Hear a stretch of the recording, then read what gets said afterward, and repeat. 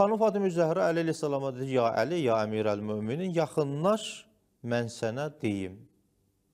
Bima kanə, bu vaxta qədər aləmdə hər nə baş veribsə, mən sənə onu deyim. Və bima huvə kainun, və o şeylər ki, hal-hazırda dünyada baş verməkdədir. Onları da bilirəm, onları da sənə deyə bilərəm. Və bima ləm yəkun ilə yevmil qiyamə, Heynə təqumus saə.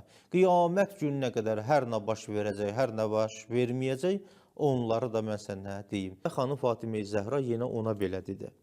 İləm ya Əbəl Həsən, bil ey Əbul Həsən, Əbul Həsən əleyhissalamın kunyəsidir. Ənəllaha Teala xələqə nuri.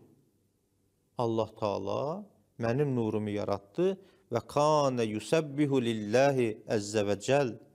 Və kanə yusabbihullah cəllə cəlalu sümmə əvdəəhu şəcərətən min şəcərətil cənnə. Öz yaradılışına işarə edir. Buyurur ki, Allah Teala mənim nurumu yaratdı və mənim nurum Allaha təsbih deyirdi, zikr deyirdi.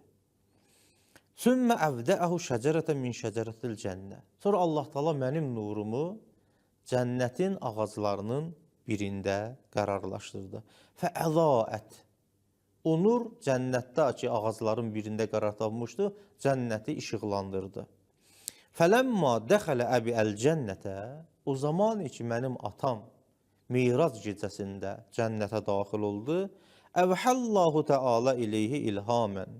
Allah Teala ona ilham olaraq ona vəhy etdi.